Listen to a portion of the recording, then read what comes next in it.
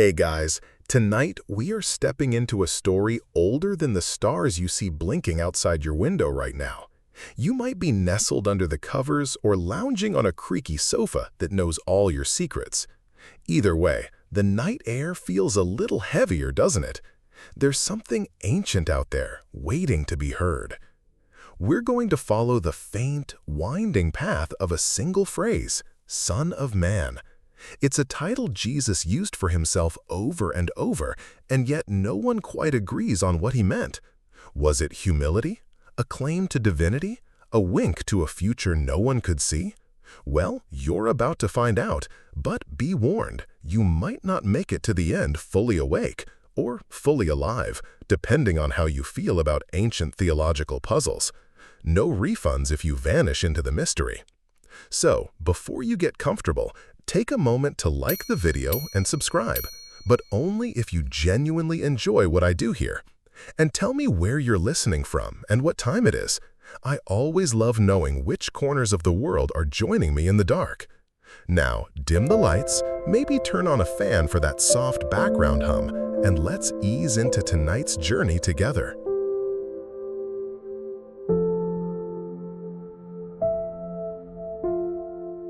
You're walking down a long stone corridor now, barefoot. The walls are cool beneath your fingertips. Old, older than any cathedral or mosque, older than the legends we try to tame with books. A light flickers ahead. You reach it and see a scroll, cracked, fragile. The words on it shimmer slightly. Son of Man. Strange, isn't it? You'd think someone would pick a clearer title. But Jesus wasn't one for clarity when a good riddle would do. You might be imagining the moment he first said it. Dust in the air, eyes of fishermen blinking up at him. The Son of Man has nowhere to lay his head, he once said. Poetic, but also baffling. The disciples probably traded glances like, are we supposed to know what that means? Here's your first historical anchor. The phrase, Son of Man, wasn't invented by Jesus. It shimmered through Jewish scriptures long before he spoke it. The book of Daniel, for instance, written amid the shifting sands of empires, contains a vision. I saw one like a son of man coming with the clouds of heaven. This figure was mysterious, riding the skies, representing both humanity and something more. Odd little detail.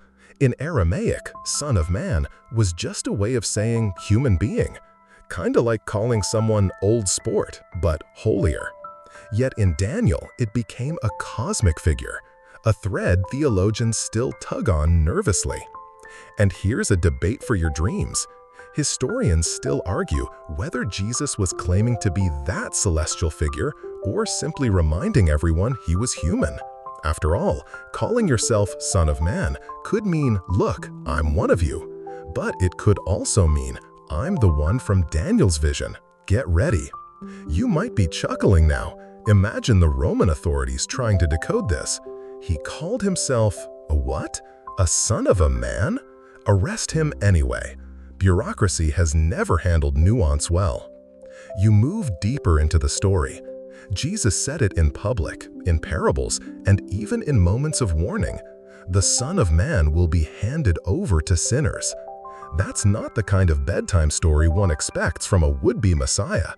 Yet he persisted. Here's something odd to ponder as your eyelids grow heavy. In some languages of Jesus' time, Son of Man was so common a phrase it could mean someone, or even this guy here. And yet in Jesus' mouth, it rang like a bell in a silent room. Scholars debate this too. Was he using the phrase to obscure or reveal his identity?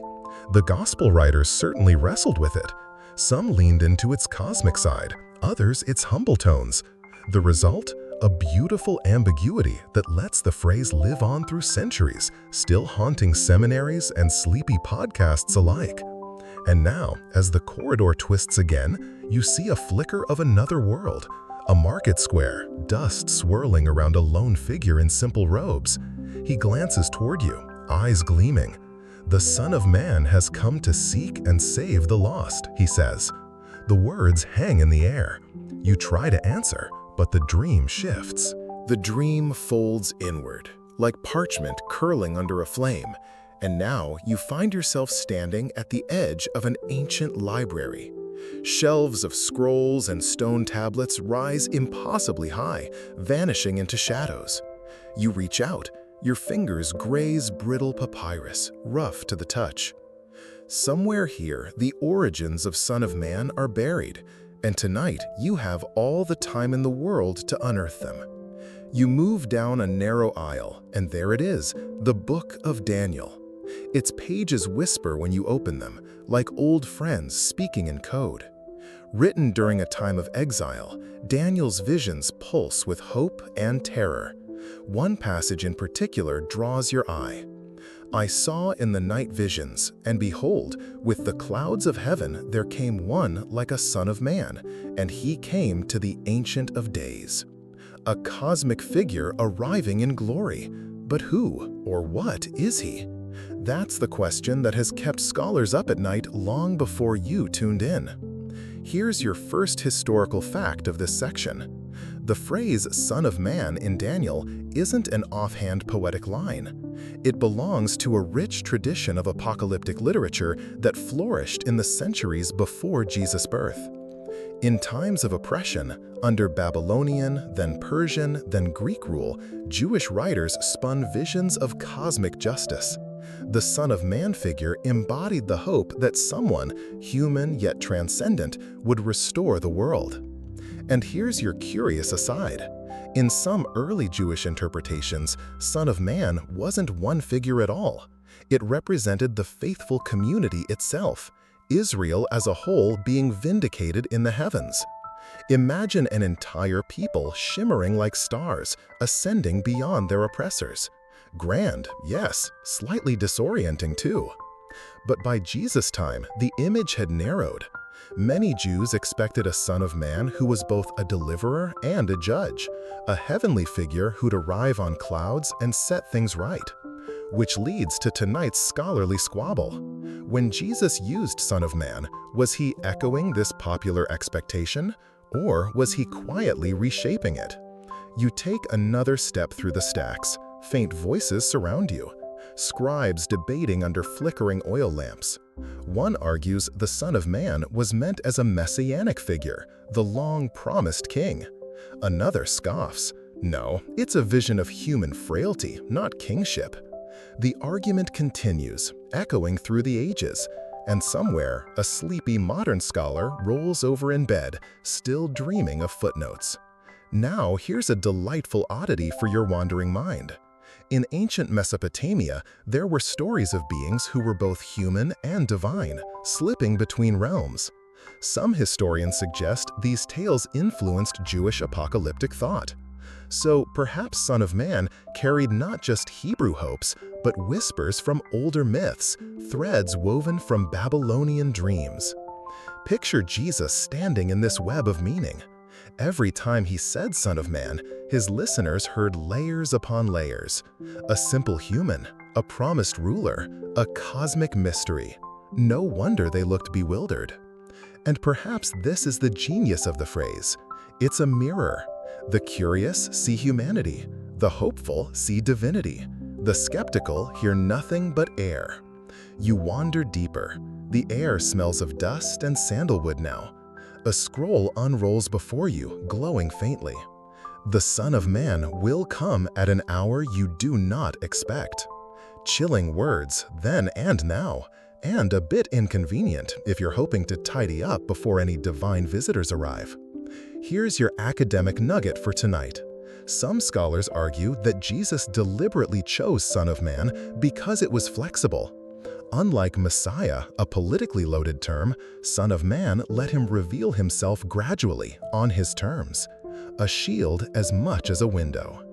And as you ponder this, the shelves around you begin to blur.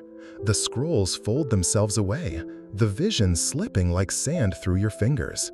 You're drifting now through a sea of meanings, each shimmering like a distant star. But the voice lingers, Son of Man, Son of Man. Sleep is tugging at you gently, but the story isn't done, far from it. The scrolls melt away into mist, and when your vision clears, You find yourself somewhere warmer, under a canvas awning in a bustling marketplace. Sunlight filters through woven reeds, dappling the ground with shifting patterns. Spices, sweat, and the scent of freshly baked bread hang thick in the air. You wander through the crowd, listening. The words you hear are in Aramaic, the language Jesus would have spoken with his friends. Here, you begin to understand something odd about Son of Man. In everyday speech, it wasn't a title at all, it was just a phrase. Bar Enosh, literally Son of Man, meaning a person, a human being. Like saying, this guy, or someone. You overhear a merchant grumble to a customer, "What can a son of man do? The taxes are too high." A boy chasing chickens shouts, "I'm no son of man, I'm faster than the wind." Their voices fade, but the simplicity sticks with you. Historical fact for this stretch of your journey: across Hebrew and Aramaic texts, Son of Man appears dozens of times. In the Psalms, what is man that you are mindful of him, and the Son of Man that you care for him? It usually pointed to frailty, smallness, the fleeting nature of life, hardly the stuff of messianic grandeur. And yet, Jesus chose this phrase to describe himself, not just occasionally, but consistently, over 80 times across the Gospels, in fact. You'd think he had a point to make. Now for your strange side note. In some ancient mystical texts, like the Ethiopian Book of Enoch, the Son of Man becomes a pre-existent heavenly being, hidden until the end times. A kind of divine agent awaiting the right moment to step into history. Quite the leap from some guy to cosmic judge, isn't it? You pause by a well, drawing up cool water. The stone rim is worn smooth by generations of hands, just as this phrase, Son of Man, had been worn smooth by centuries of casual use. Yet in Jesus' mouth, it caught fire. Why? Here's where scholarly arguments swirl like dust devils. Did Jesus mean to elevate the phrase, giving it a new weight? Or was he leaning into its humility, deflecting the title Messiah and all its dangerous expectations? You sip from your cupped hands, the water shockingly cold. Nearby, an old man tells a riddle to children. Who is both above the angels and lower than the earth? The Son of Man, of course. They giggle, but you sense the layers behind the joke. And here's the kicker. Jesus often used Son of Man when speaking of suffering and rejection. The Son of Man must suffer many things, he warned. Hardly the language of a triumphant king. Yet, in other moments, he said, "You will see the Son of Man seated at the right hand of power, coming on the clouds of heaven." Now that, you think, is no mere guy. Debates rage even today. Was Jesus subtly redefining Son of Man to encompass both suffering and glory? Or was he pointing to Daniel's vision, signaling that he was that heavenly figure all along? Theologians sip strong coffee and argue deep into the night, their cats utterly unimpressed. You smile at the thought, but a deeper understanding is blooming within you. This title was a paradox, a bridge between the dust of human frailty and the shimmering heights of divine mystery. You stand and begin to walk again. The marketplace fades, replaced by a stony path winding into barren hills. A voice drifts on the wind. Foxes have holes, and birds of the air have nests, but the Son of Man has nowhere to lay his head.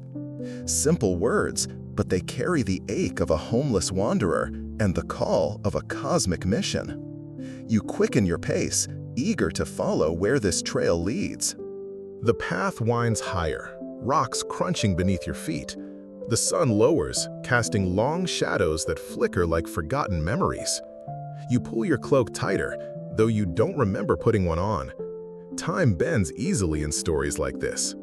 Ahead, voices echo off stone. You find yourself at the edge of a dusty hilltop, where a ragged group listens to a figure seated beneath an olive tree. Jesus. His voice is calm, carrying a strange authority. The Son of Man will be delivered into the hands of men. You settle among the crowd. Their expressions mirror your own, curious, unsettled. Another cryptic statement from a man whose words always seem to hover between revelation and riddle. Here's your historical anchor for this stretch. In 1st century Palestine, political tension was thicker than the dust in the air. The Romans ruled with iron fists, and local leaders were wary of anyone who might stir rebellion. The title Messiah, Anointed One, had become dangerously charged. Proclaiming yourself as such was like painting a target on your back. And here lies the brilliance of Son of Man. Jesus could speak openly without triggering immediate political alarms. To the Romans, it was just a curious phrase. To his followers, it carried layered meaning, words as shields. A curious tidbit, in some surviving texts from the Dead Sea Scrolls, you'll find figures described with cryptic titles: Teacher of Righteousness, Interpreter of the Law. Scholars suggest that in such a charged environment, oblique titles were a survival tactic. Say too much and you vanished. Speak in riddles and you lived another day. Now here's tonight's scholarly squabble. Was Jesus using Son of Man to avoid political expectations, or was he laying a slow-burning theological fuse? Many argue the former, an artful dodge. Others insist the latter. Each mention a breadcrumb leading toward the cross and beyond. A soft laugh escapes you. Imagine modern politicians trying this tactic. "I am but a son of man," one might declare. Twitter would implode. You shift on the rocky ground as Jesus continues. The Son of Man has authority on earth to forgive sins. The words cause a stir. Who can forgive sins but God? Murmurs ripple through the crowd. You feel it too, a sudden weight behind the phrase. And here's an oddity for your pondering. In ancient Jewish thought, forgiveness of sins was tightly bound to temple rituals. For Jesus to claim such authority outside that system was radical, bordering on blasphemy. You glance around. Some listeners nod, others frown. A few scribes in the shadows scribble furiously, their eyes narrowing. And yet, Jesus offers no clarifying footnote, no theological treatise. Just this phrase, dropped like a pebble into a pond. Ripples spread outward, reaching even you, here, centuries later. The sun dips lower. Jesus rises, his robe catching the last light. The crowd disperses, leaving you alone with your thoughts. You walk on, the phrase echoing in your mind. Words as shields or keys. The path narrows now, twisting between ancient stones. The air hums with possibility. And somewhere behind you, faint footsteps. You're not the only one following this story. The narrow path opens suddenly, and you find yourself stepping into a quiet garden at twilight. Olive branches sway above you, their leaves whispering secrets to the darkening sky. You pause, breath slowing. There's something sacred here, as though the earth itself remembers. Ahead, Jesus sits beneath a gnarled tree, speaking softly to a small group. You drift closer, unnoticed. His words weave through the cool air. When the Son of Man comes in his glory and all the angels with him, he will sit on his glorious throne. You feel a chill. Only moments ago, he spoke of betrayal and suffering. Now, this? A cosmic throne? The contrast is jarring, like a lullaby ending in thunder. Historical fact for your wandering mind. In Second Temple Judaism, there existed a growing tension between two images of the coming deliverer. Some expected a humble, suffering servant, drawing on passages like Isaiah 53. Others anticipated a glorious, kingly figure, one who'd crush oppressors and usher in a new age.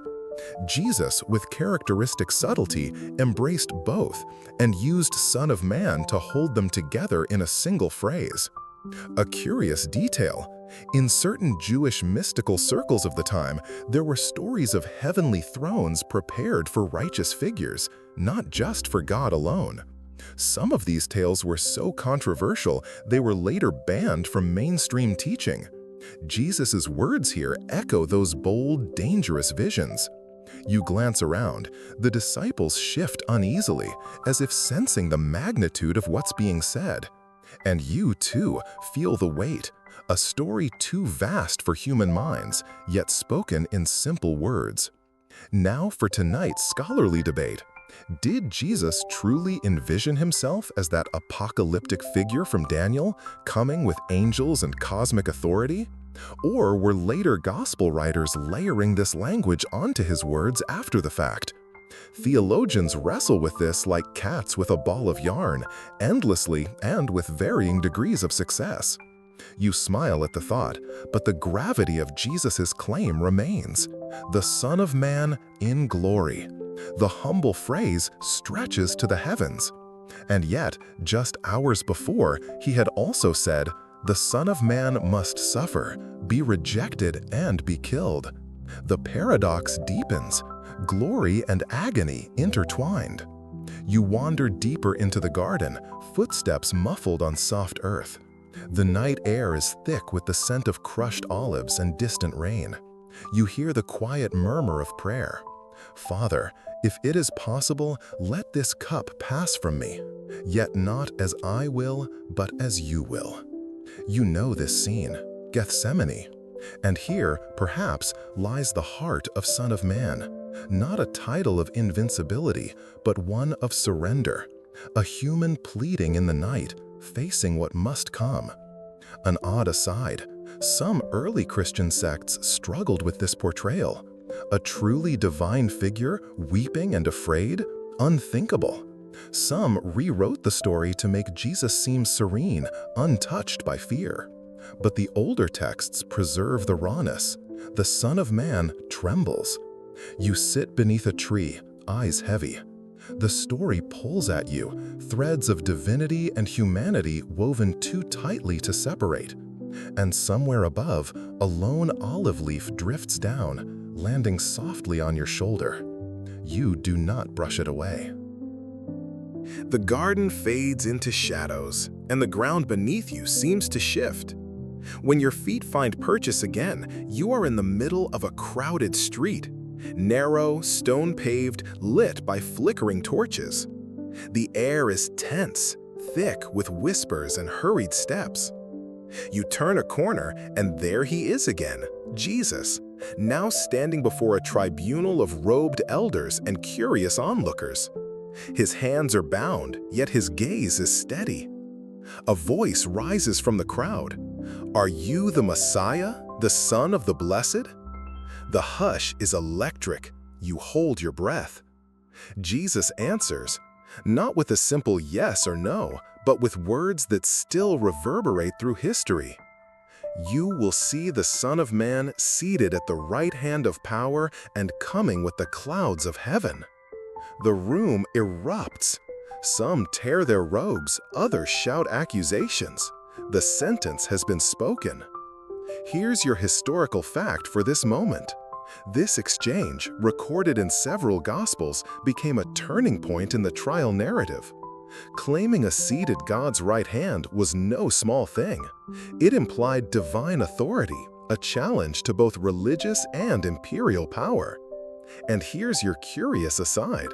In ancient Jewish tradition, the right hand of God was a place reserved for supreme honor and authority. To say Son of Man would sit there wasn't poetic flourish, it was cosmic defiance. The scholarly debate here burns hot. Did Jesus actually utter these exact words in that charged moment? Or did early Christians, reflecting on his death and resurrection, shape the memory to fit their understanding of his divine identity? The debate swirls endlessly, like smoke in the torchlight. You drift closer, sensing the fury in the air. The elders gnash their teeth, soldiers tighten their grip. Yet Jesus remains composed, as though he sees beyond the room, beyond the coming suffering. A quiet voice at your side startles you. A young scribe mutters, "If he is the Son of Man from Daniel's vision, then everything changes." You glance at him, but he's already gone, vanished into the crowd. Now here's a delightful oddity. In some early rabbinic writings, after the destruction of the Second Temple, debates about heavenly figures intensified. Certain rabbis warned against teaching about the Son of Man, lest it lead the faithful into confusion, or worse, heresy. You smile, imagining ancient study halls buzzing with whispered arguments. Who is this Son of Man? Can any mortal share God's throne? The tension was not confined to dusty scrolls. It was alive, shaping faith and fear alike. You turn your gaze back to Jesus. The trial is accelerating now, accusations flying. Yet through it all, his words linger in your mind, seated at the right hand of power, coming with the clouds. Such a vision, such audacity. You step back as the scene blurs, the crowd dissolving into mist. The phrase follows you still, like a melody half remembered. Son of Man, Judge, Sufferer, Cosmic King. And in the quiet between heartbeats, you wonder, what did his hearers truly think in that moment? Did they see arrogance, madness, truth? The scholars still argue, the faithful still ponder, and you continue down the winding path, deeper into the story. The winding path tilts as though the world itself leans beneath your feet. You blink, and now you're standing at the foot of a barren hill beneath a darkened sky. A crowd gathers, soldiers bark orders, a wooden cross towers above. You know this place, Golgotha, the scene you hoped not to visit, yet here it is, drawing you in. Among the jeers and sobs, a faint voice rises, Jesus's, ragged yet clear. The Son of Man must be lifted up so that everyone who believes in him may have eternal life. Lifted up, the words echo through the cold air, not lifted in triumph, but on a cross. Historical fact for your heavy heart. In the Roman world, crucifixion was the ultimate humiliation. Reserved for slaves, rebels, and the lowest of the low, it was a public, slow, and excruciating death. No victorious king would choose such an end. And yet, Jesus had predicted this moment, using Son of Man as both warning and promise. An odd detail for your pondering. In Jewish tradition, lifting up sometimes carried a double meaning, exaltation or disgrace. The serpent on the pole in the wilderness, the righteous one elevated by God. Jesus, with unsettling clarity, fused these meanings. Now for tonight's scholarly argument. Did Jesus knowingly frame his death as the fulfillment of the Son of Man vision, or did his followers reinterpret his words after the resurrection? Some scholars insist the cross was too scandalous for a would-be Messiah to predict so plainly. Others argue Jesus saw the paradox all along and embraced it. You step closer. The crowd blurs, faces melting into shadows. All that remains is the cross and the phrase, "The Son of Man must suffer and be glorified." How can both be true? Your mind drifts to Daniel's vision again, the Son of Man coming with the clouds. Yet here, nailed to rough wood, his body broken, the vision seems impossible. And yet, this is the heart of the paradox: glory through suffering, kingship through surrender. A curious aside, early Christian art struggled with this tension. For centuries, depictions of the crucifixion were rare. Instead, artists painted the Son of Man enthroned in glory, the suffering kept at the edges of the story. Only later did the cross take its central place. You watch as the sky darkens further, the earth trembles, a voice cries out, "It is finished." The words hang in the air like smoke. The crowd begins to scatter, leaving you alone beneath the shadowed cross. You look up. The phrase "Son of Man" swirls in your thoughts, not defeated, but transformed. The cosmic figure has passed through suffering, the paradox complete. You turn from the hill, feet heavy, heart full of questions. The story is not over, not yet. The path calls you onward. The hill fades behind you, shadows peeling away like old paint. Now you walk through a garden at dawn. The air is cool, heavy with dew. Birds stir in the branches above. something here feels expectant. Ahead, a stone tomb yawns open. You hesitate, breath caught. You already know what this means, but seeing it is another thing entirely. Inside, folded linens, no body, and then a voice bright as the morning. Why do you seek the living among the dead? The Son of Man must rise again. You shiver.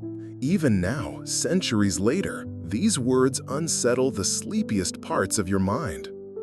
Historical fact, the resurrection became the cornerstone of early Christian belief. Without it, Jesus might have remained a tragic figure, a failed revolutionary.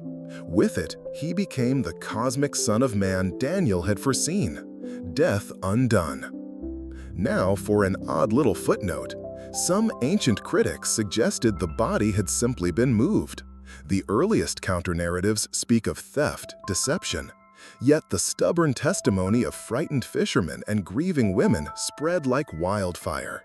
He is risen. And here's tonight's scholarly tug-of-war. Were the resurrection appearances literal, physical events, or visionary experiences transformed by faith? The debates fill books. Some ponder this question well past bedtime, their tea long gone cold. You smile. Some mysteries refuse tidy answers. You step into the garden. The stone path glistens with moisture. A familiar figure waits ahead, Jesus speaking to his followers. All authority in heaven and on earth has been given to me. Go and make disciples of all nations. The humble Son of Man, lifted on a cross, now claims universal authority. The phrase has stretched to its cosmic limit. Another curious tidbit, in some of the earliest Christian hymns, Son of Man is sung alongside Lord and Christ, titles of majesty. The phrase that once meant just a guy now carried the weight of the universe. You pause beneath a flowering tree.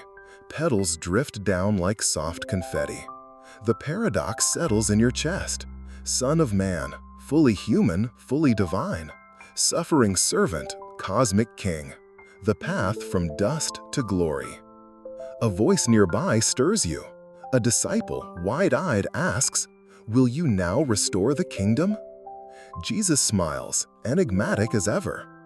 It is not for you to know the times or seasons, but you will receive power when the Holy Spirit comes upon you. Power, not political, but spiritual. Not a kingdom of swords, but of hearts. You glance upward. The sky lightens to soft blue. Somewhere beyond sight, the Son of Man reigns, not from an earthly throne, but from the right hand of power. The story presses forward, inviting you deeper still. Your steps quicken. The garden fades like mist beneath the morning sun. Now you walk along an ancient road, dust rising with each step. Around you, the first Christians move like sparks in dry grass, flickering, fragile, yet impossible to extinguish. They gather in secret places, homes, catacombs, quiet corners of the city. And always, the whispers of Son of Man linger in the air.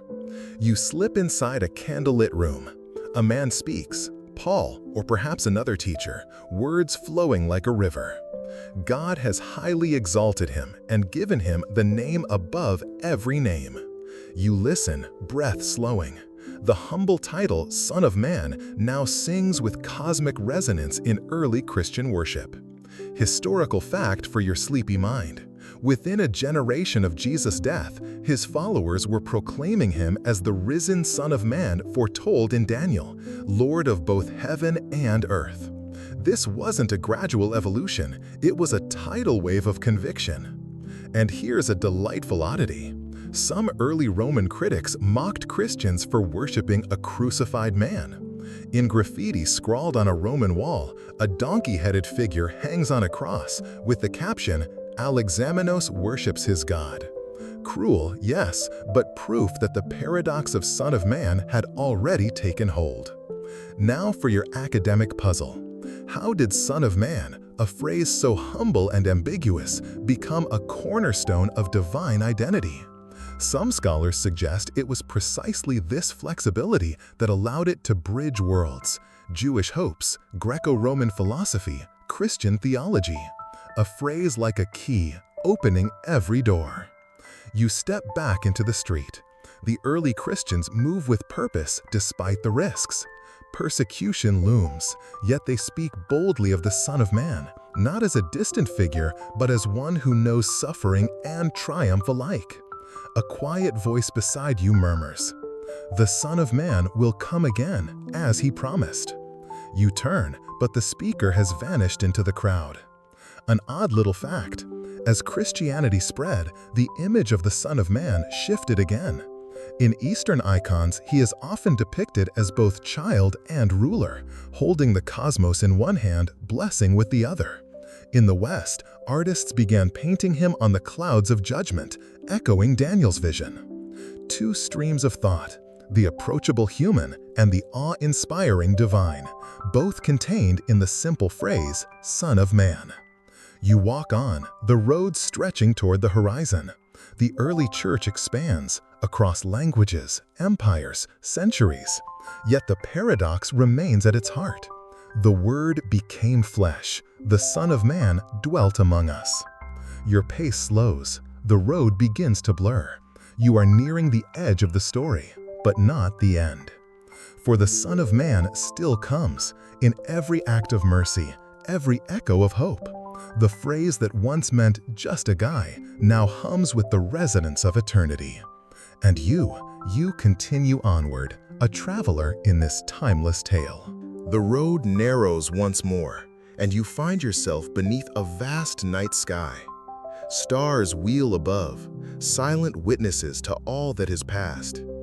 You walk slowly now, each step deliberate, as if the story itself is urging you to savor this final stretch. Ahead, a small gathering under flickering lamplight. A teacher reads from a worn scroll. "Behold, he is coming with the clouds, and every eye will see him." You pause, heart steady. The phrase, "Son of Man," spoken once more, this time as promise. Historical fact to anchor your reflection. By the time the book of Revelation was written, the image of the Son of Man had fully merged with the figure of Christ enthroned in glory. The humble teacher, the suffering servant, the risen Lord, all encompassed in that singular title. A curious footnote: in some apocalyptic writings outside the canon, the Son of Man appears as both judge and redeemer, holding in one hand the book of life, in the other the keys of death. A figure of ultimate paradox, fierce justice, infinite compassion. And here's your final scholarly debate. Is the Son of Man in Revelation a direct continuation of Jesus' self-understanding, or a new theological development shaped by the Church's evolving vision? Some argue for continuity, a thread unbroken from Galilean hills to apocalyptic skies. Others see creative reimagining, the phrase adapting to meet the needs of an emerging global faith. You smile. Like all good stories, this one leaves room for mystery. You move closer. The teacher's voice softens. "The Spirit and the bride say, 'Come,' and let the one who hears say, 'Come.'" An invitation, not just to ancient believers, but to you, here and now. The night deepens. The group begins to disperse, candles snuffed one by one. You remain beneath the stars, pondering the journey. Son of Man, a phrase that began as a simple idiom, a way of saying someone like us. Yet through Jesus' words and life, it became a vessel for the profoundest truths. That divinity can walk among us in dusty feet. That glory can be found through suffering. That the human story is forever intertwined with the cosmic. You take a deep breath. The path has brought you full circle. From marketplace banter to garden prayers, from trial and cross to dawn and beyond, Son of Man has whispered through every moment. And as you stand beneath the stars, you sense the invitation still lingers. Follow me. Perhaps the story never truly ends. Now, my friend, it's time to rest. Let the road fade behind you, each step growing softer in memory. The voices of ancient teachers, the flicker of lamplight, the rustle of olive leaves, let them all drift gently into the background. Feel your body sink deeper into your bed. The air around you cools and stills. The stars above wheel on, calm and eternal. There is no rush now.